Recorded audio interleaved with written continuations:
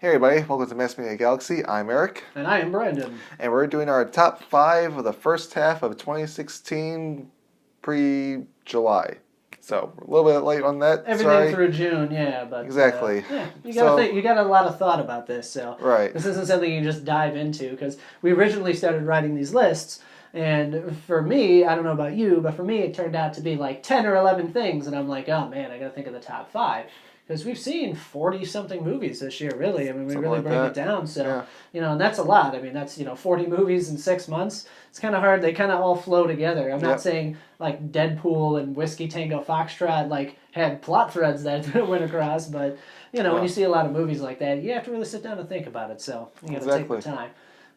But yeah, I think so. We're going to do this list. We'll start with my 5, go to your 5, and we'll kind of work our way down. And let us know, So before we even get started, like this video already, subscribe to the channel, follow us on Twitter, comment, let us know what your top 5 movies through June were of 2016 maybe as well. Agree with us, maybe disagree, or think that all of our movies are shit. Who knows? Yeah, and I have a feeling everyone's pretty much going to agree with for the most part, because, a good movie is a good movie, and if you're an avid moviegoer, you should be able to detect the crap from the not crap. Yep. And I'm not going to leave it in suspense. Batman v Superman is on neither one of our top 5s, nor our top 10s, or probably our top 15s, as much as we loved and or hated that movie. So if we did a top 5 of worst movies, then you might see that actually might there. sneak into the top 5 worst movies of the year. We might see. So, but without further ado, Eric, what is the top, or your 5th favorite, best movie of the year so far? 5th, number 5 for me is Deadpool. Okay.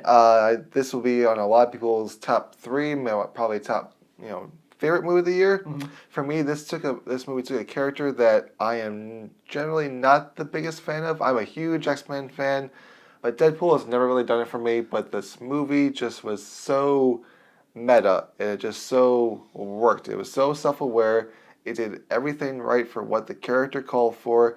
The casting was great. The action was great. The comedy was great. I really don't have any other flaws with the movie, just sort of, it all worked.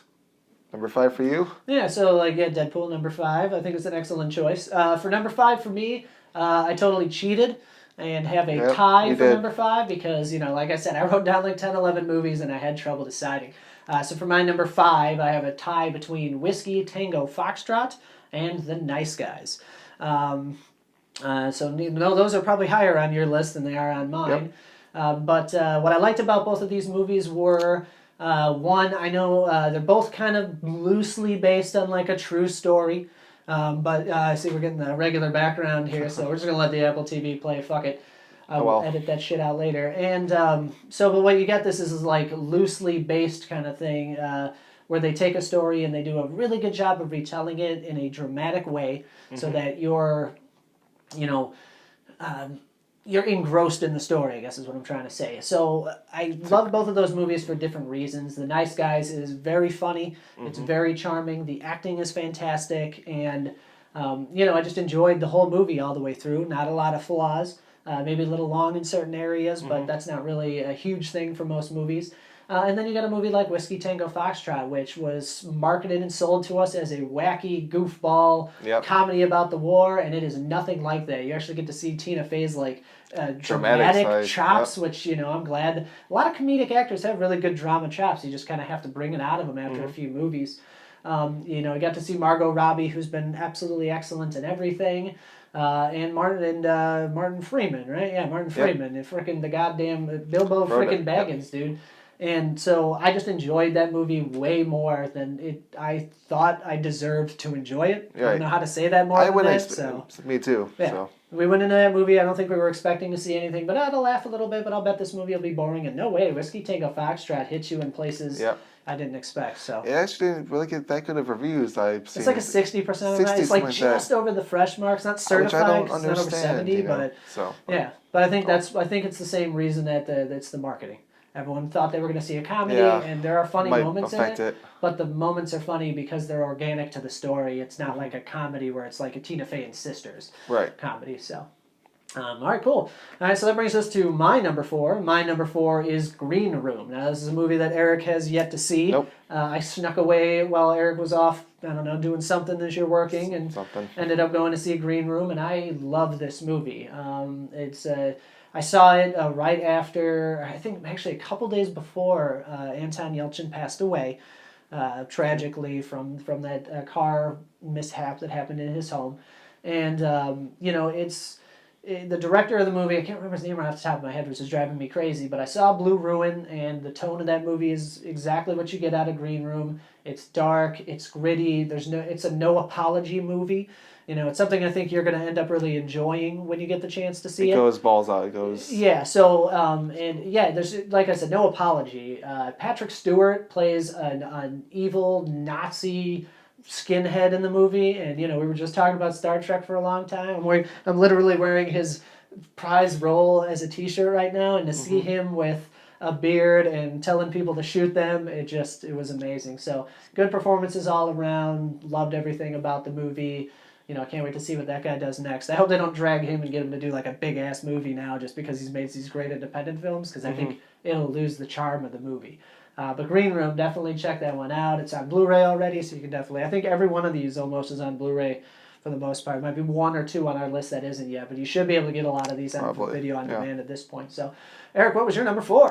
My number 4 is a movie in a genre that I generally don't like, and that's The Conjuring 2, great horror film by James Wan.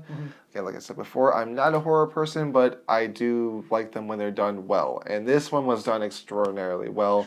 I like this one, I think, slightly better than the first one, which is actually going against popular opinion. But that's also just because you really got to know the characters, and you really become invested in them. And I think that's the biggest mistake in most horror movies, is that it's just all about the kills, it's all about the scares. The characters, who the hell cares? Just make them die. Not with this. With this one, you really get to know them, and you really become invested in them, and they're acted so well, and also the family, not just the 2 paranormal investigators, the family that's being haunted, you really get to know as well, and you just feel really bad for them, and you don't want to see anything bad happen to them. And there are just some really legitimate scary moments in that. He got more scared than I did. I'm not trying to brag. So I like to let the wash over me. So I jumped in the theater. I'm not trying to brag. I just don't really get that scared in movies often. Yeah. Like they were generally creepy to me, but I never got scared. But anyway, Conjuring 2, masterfully done horror flick. If you haven't checked it out, check it out. If you're a horror fan, you'll like it. Even if you're not, like me, you probably will like it. So watch it. Yeah, you still appreciate it as a movie regardless. Exactly. This is my number 3, so we can just kind of keep talking about it. Okay. Because this is we're going to move up the list to my number 3. Conjuring 2 is my number 3 film. But yeah, all those things you said about it are great. What I love about it is that it's not a surface level jump scare film. Like you go see The Gallows, and you go see The Forest, and you go see The Blank. All right, that's what all fucking horror movies are nowadays, dude. It's the whatever. The thing about this stuff too is also like based on a true story. It really, this stuff is very hard to buy as a true story. Right. But it seems very genuine. That's the cool thing about these movies. The other thing you have is a director who is amazing at his craft. So James Wan knows how to move a camera around a room to scare the shit out of you. He knows how to set up that tension. This is a super well written script. That's the thing about jungle at the end. I think a little distracted. Yeah, this one, not as much as the first Conjuring. I think. Right. I think that had a little bit more a smoother run through, as you would say. But this one does get a little messed up to the end, but it doesn't take enough of the movie away. Right. To make it any worse or any less better than it already is. The acting performances are stellar. You feel like it's 80, 79, 78, something like that. Late 70s. Late 70s. Like you feel like you're in that era, and it's hard to like capture that time bubble. Right. So that's what I love about that movie the most. But I jumped. Like I legitimately in the movie theater. I like to really kind of close my eyes and focus in the movie. And I was eating at the same time, right? One of those awesome AMCs. I'm eating and I'm like just getting closer and closer to the edge of my seat with like, just I was eating, breadsticks or whatever, and then Nun comes running into this picture, I freaked out. I screamed. You saw that in the almost trailers too. Yeah, I knew it was You knew it was Yeah, I coming. actually jumped at both trailer scenes. I jumped at the guy out of the corner, which is the whole like shock point in the trailer before the Conjuring logo comes up. But that's the thing, is they show you the trailer and you don't know what's coming, and then in context it just kind of happens. And then the other thing I was going to say about jump scares is they're earned in this movie. So like when you take a shitty movie like Paranormal Entity 17, whatever number they're on now, they do things that I hate, which is you don't get to know the characters, so you don't give a shit about them. You don't care about the people. You don't care about the house. It's not really well directed. They're not acting well. But all of a sudden you're sitting there and you're like, wow, what's going to happen? And it just shocks you out. So instead of being genuinely afraid of a movie like that, you're just, whoa, something just happened. So it's not really, it's just a startle more than fright. Right. Where during this movie, they build your level of tension up throughout the whole movie. Then when there is some kind of jump, it affects you twice or three times as much as one of those kind of cheap knockoff jumpy scare horror movies are. So Conjuring 2, not as good as the Conjuring 1, but, right up there, not too far. Here and here, they're very similar. So absolutely. But since that was my number 3, Eric, what's your number 3? My number 3 is actually just decided to switch mine from not too long from what I had before. Sure. That's your number 5. That's The Nice Guys. Yes. Great Shane Black movie. He's a talented writer. I didn't even bring up Shane Black. I'm a moron. Exactly. Yeah. Really director, talented everybody. writer. He writes some great scripts, great dialogue. It just Yeah, that was the best part about that movie, was exactly the snappy dialogue, and you're always entertained by Yep. it. Yeah. I'm generally not a big Russell Crowe fan. I don't understand the hype around this guy. I don't think he's terrible. I just am not a fan of him. Yeah. I just never bought into it. But in this movie, this is one of his best performances. Between this, Master and Commander, and Cinderella Man. These are one of his top 3 best performances. Mm-hmm. And the chemistry between him and Ryan Gosling is just off the charts. Yeah, I was blown away by that. I definitely want to see these two team up again. And also Ryan Gosling, a guy that I do like a lot, but he was starting to get into this sort of rhythm where he's just sort of doing the same character over and over again. Mm-hmm. And this one, he does something completely different, which I really appreciated that. Yeah. So again, just seeing this really good, fun, quippy dialogue between these two guys with great chemistry, and the girl, the one who plays the daughter of Ryan Gosling, was fantastic in there as well.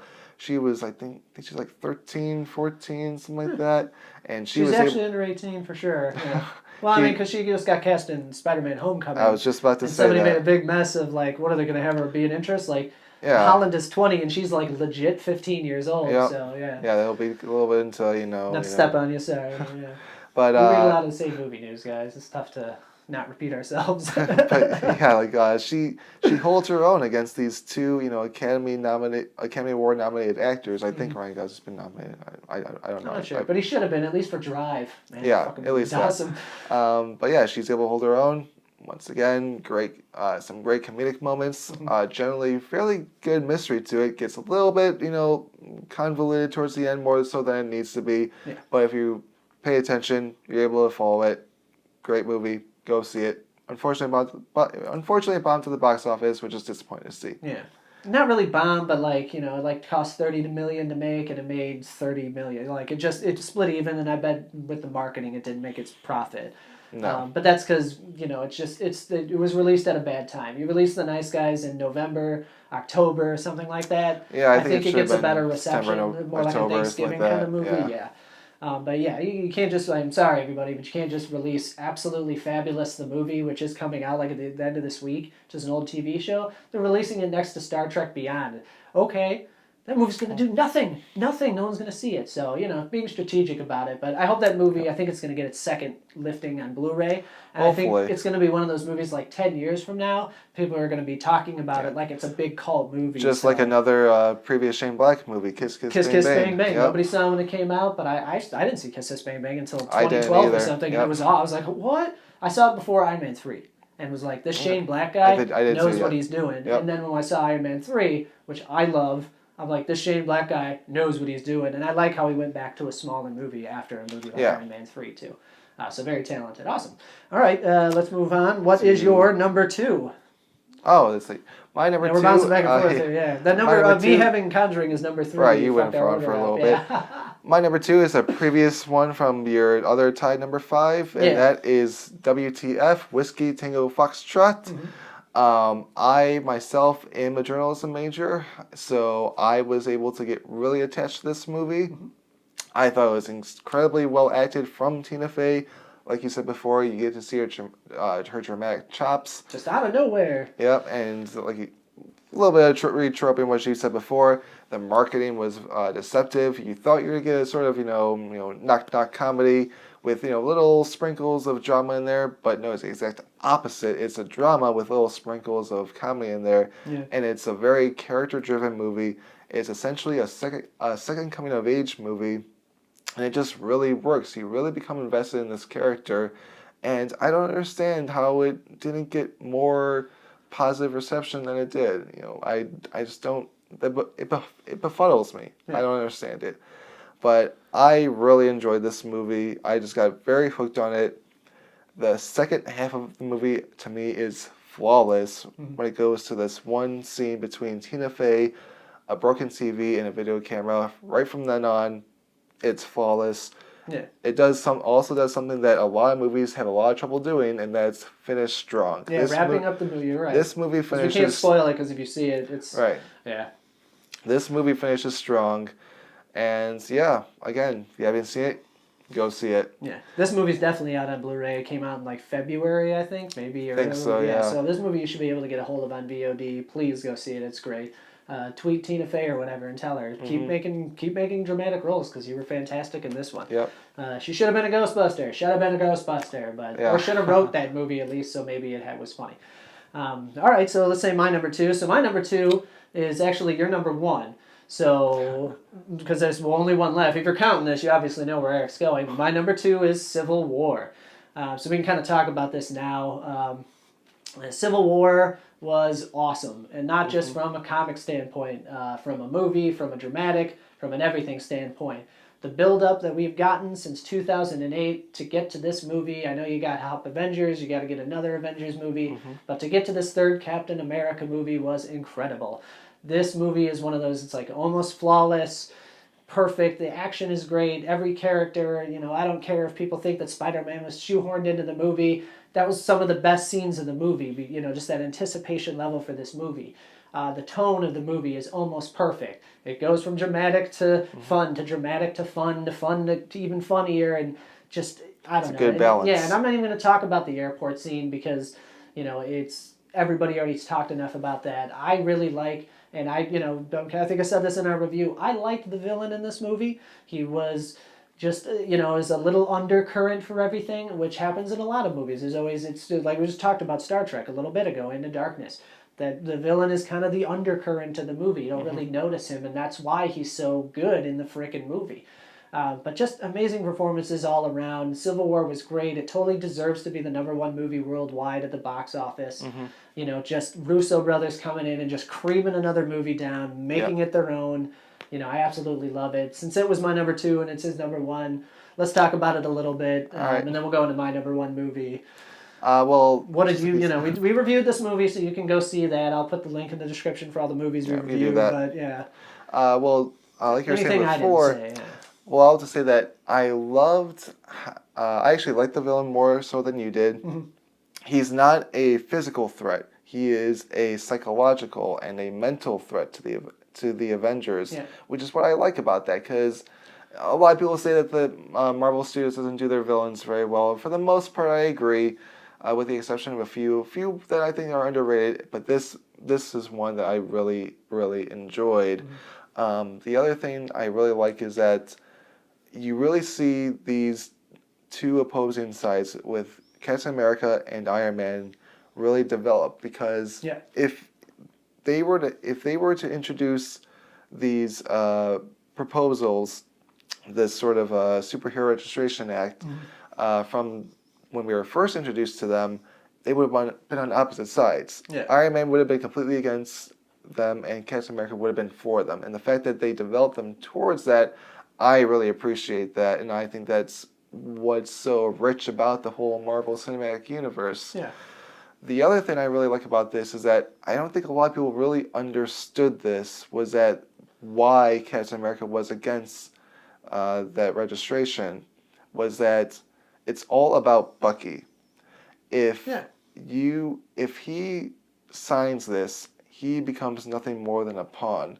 He becomes a mindless drone. Nice. And That's way deeper than any review I've read or heard about it. So he gives up the right to choose. And if you give up your right to choose and you're just as dangerous as Captain America is, you're going to do some really bad things, like what Bucky did, kill Tony Stark's parents.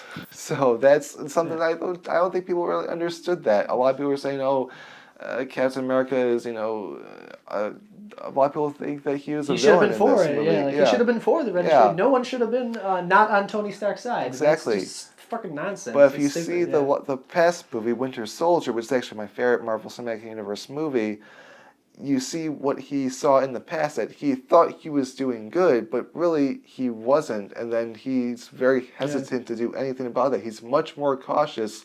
Whereas before, he's like, no, I just follow orders. And I know it's a very, in his mind before, in the first Captain America movie, the world is very black and white. He didn't do nuances, nothing shaded in gray. Yeah. It's good versus evil.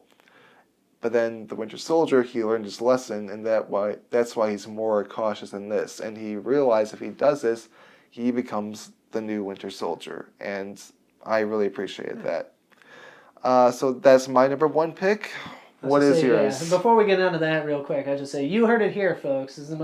Those Marvel movies are way more complex than everybody's giving them credit for. Yep. Everyone thinks it's just Spider-Man and Iron Man. That's why people are going to see them. Like, no, they're really good movies. They deal with these kind of themes and issues that we're dealing with on this planet right now in a mature way that I don't think people are really understanding. They just think it's a comic book, so it's silly, and that's complete BS. What they do right is they do balance. They do complex storytelling with complex character arcs, with good comedy, good action, and just all around. I also mentioned that my favorite, despite all I said about Captain America, my favorite character in this movie is actually Black Widow. Oh. My favorite part in the movie is actually when she turns sides and lets Captain America and Bucky go away and stops Black Panther.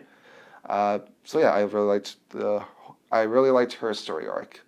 So with that being said, what is your so we'll move on to my number one movie. And my number one movie of the year is Deadpool. Now, the reason that I chose Deadpool to be my number one movie of the year over a movie like Civil War is because of the amount of fun that I had in the movie theater. I was laughing never have I seen a movie that I started laughing at the goddamn second the music and the logo started.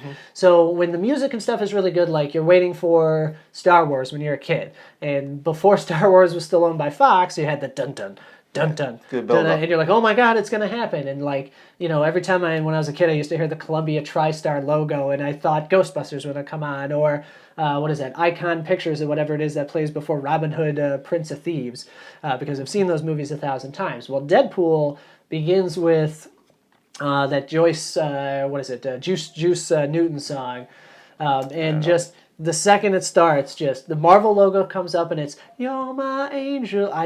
That's it for me. So because I was laughing at that movie, the second it started, all the way through, Ryan Reynolds, the girl who's what is her name? I can't remember her name. That's killing me. The actress who plays Vanessa in that movie, I've also been going out with a Vanessa for 3 years now, so, that's another thing. But I don't know. I just never had so much fun at the movie theater. Probably in the last 5 years, just fun, just the whole time, laughing, smiling, having a good time.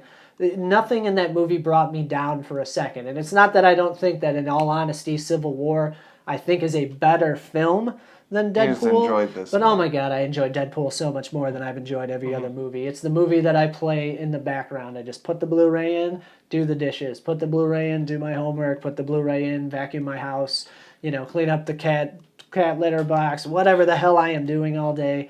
I could run Deadpool. It's the most rewatchable out of all these movies. I would say, yeah. So I think you can rewatch, and that's a big thing for me on movies too, especially ones that I'm going to take home are how rewatchable is this movie? Out of the top 5 lists, kind of recap a little bit of things we've done so far, I can only watch Whiskey Tango Foxtrot 1 or 2 more times, really, before I might get sick of it, maybe want to introduce it to a friend. The Nice Guys. I could probably watch that one a bunch of times. That had some really good jokes in it. Probably the second most rewatchable. Second most rewatchable, yeah. Conjuring, I'm only going to watch that movie a few more times, mostly to introduce people to people who haven't seen it. Same thing with Green Room. It's a really dark, gritty film. I can't watch it all the time. It would make me feel, I'd be like upset while watching it. And Civil War is going to be a movie we all sit down, 10 people come over to the house, let's have some beers, let's watch Civil War. But Deadpool, I can watch that movie any time of the day. So that's how like most like good comedies work. Those are the type of movies that you can rewatch over and over. Yeah, like just repeatedly, absolutely. Yeah. So that's why I got Deadpool as number 1, and that completes our top 5 list. Yeah. We do have some honorable mentions, however, movies that didn't make the list or movies that we were expecting to be really good but just never got around to seeing. Correct. Which I'll let you go ahead and start. I think those are movies on your list. Yep. Neither one of us have seen these films. Well, but we really wanted to and just missed them because we live in an area where like one theater was showing this damn movie. And it's like an hour and a it's half either away. gone or it's 2 hours away, so it's just tough for us to get to. What movies were those for you? Those two will be Midnight Special, a movie that I was really looking forward to, but I just was never able to see because, like you said, the movie is at a theater an hour and a half to 2 hours away, and it was in there for 3-4 days. Yeah, it was like a week or something. Yeah. And the other one is Neon Demon. Just a really interesting looking movie. A movie that, pretty well like you reviewed, said, Green Room, you were saying before, which I haven't seen, but you said it goes all out. Yeah. That's what it looks like to me. And the director, whose name I forget, Nathan or Nathaniel something, he's Danish, I don't know his name off the top of my head. Yeah. But his other movies with Drive and Bronson, if you've ever seen that. Oh, he's the guy who directed Drive? See, things I don't look up sometimes before I go seeing a movie, and now I'm really disappointed because I just talked about Drive 10 minutes ago. Yep. I love Drive. Yeah, those 2 movies, you see Bronson? No. That's a good But Drive I have great seen, movie. and hopefully Neon Demon is tonally a lot like Drive, because that's what I loved about Drive, is it just kept that like monotone, like kind of thing going throughout it, so that's awesome.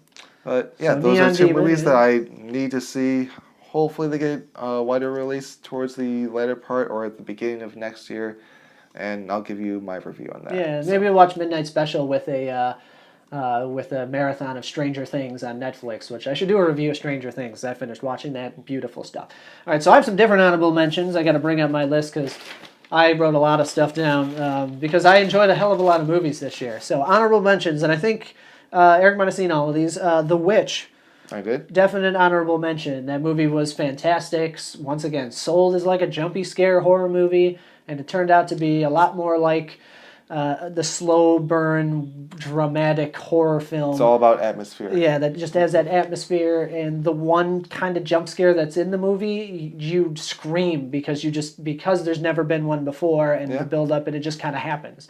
What else we got here on The Shallows, which I had to put down. Like, I'm a big horror movie fan, not as much as Garrett is. We both saw The Shallows. Yeah. I walked out of that movie clapping, and you walked out of that movie like, it was fun, but, whatever. But I think it deserves an honorable mention. I think people should see that movie. I think this year, and that's a movie I think I can rewatch, too. I just really like the way it plays out dramatically. The Jungle Book, how this didn't make our top 5, is probably number 6. Maybe 7 for both of us, close to the top 5. Lower for me. That's actually a movie I've actually come around and gotten not liked as much. on, Yeah, like it was amazing to see visually and everything, but when you really kind of sit down and think about it, that movie wasn't as good as everybody made it out to be. Yep. It's kind of like it's got the Boyhood effect. Oh, it was so hard to make, and look at all the stuff that they did with it. That Boyhood I didn't like from the beginning. yeah, so. but I mean, like critic-wise, they bumped that movie up a tick just because Favreau did one kid in a giant green room. Well, they made Avatar that way too, and that movie sucks too. But I think it deserves an honorable mention. It was an enjoyable film to see. I won't rewatch the cartoon racist version anymore. We'll rewatch this one. I'm not going to show my kids the old Jungle Book, but I will show them the new one. Make your kids watch the Chuck Jones short. The Chuck Jones one? Yes, it's like 20 2-something minutes long. I think it's on YouTube. Just burns, because that's Yeah. that's the thing about Jungle Book. It's like a 20-minute story. Yeah. It's maybe like a book you read your kids at the end of the night and they fall asleep and it takes you 30 minutes to read it to them, stretched out into this huge movie. But the voice acting was just so good. It's tough to pass that one up. I also wrote down 10 Cloverfield Lane as an honorable mention. I really liked that movie until it ended. The ending of the movie sucks and almost ruins the whole movie. First 90% are great, and then if you like basically walk out of the movie or stop watching your DVD or Blu-ray right as she gets out of the bomb shelter, Stop it right there. Fast forward, just start the credits. You'll be happy. But just so well acted by all three actors. Yeah. Who who are coming from movies that I always love. I mean, who doesn't love John Goodman? Elizabeth Winstead, right? She was the other one. I loved her in Scott Pilgrim versus the World. A couple other flicks she's done. Girl that I normally don't like, but in this I actually liked her. Yeah, so I think she's breaking out of that role and maybe get something good after this. And then we'll have to see. Is she going to continue to act this well? Right. And then the last one I wrote down was Zootopia. Did you see Zootopia? I didn't So get around Eric to that was one. Zootopia. I just thought this is like the most fun animated movie of the year. I really enjoyed Finding Dory. That movie came out in July, so it didn't make make the top 5 at the end of the year, which I liked a lot. But I think Zootopia brought a lot of really good issues to light in a way that children who watch it can understand, racism and that kind of thing. But also just beautifully animated and very funny. I mean, it's like cliched and paint by numbers, we always say, as the movie is. Mm-hmm. It throws some surprises at you. Bateman, just hilarious. And the girl who played Judy Hopps is not some famous actress either, but she, absolutely nails that character. Idris Elba. It's got a pretty good twist in it. It's got a lot of homages for like adults to understand. There's a Breaking Bad joke in the movie, so... there's just 5 movies I thought that definitely needed to be mentioned because I ended up putting 6 in my top 5 anyway because it wasn't an amazing year for movies because there's like Teenage Mutant Ninja Turtles 2 coming out and Independence Day Resurgence. So there was some freaking garbage that came out this year. But, though that just makes movies like Deadpool look that much better. It makes you appreciate the good ones. Yeah, like when we go see Huntsman Winter's War, which was about so that. bad, but I mean, like, I at least laughed a few times in that movie where Independence Day and Ghostbusters, I'm like, get me out of this goddamn theater. Why did they do this to me? So that's definitely it, man. That's the top 5 of the year so far. We appreciate everybody watching. Once again, my name is Brandon. I'm Eric. And thank you for watching Mass Media Galaxy. I hope you join us again.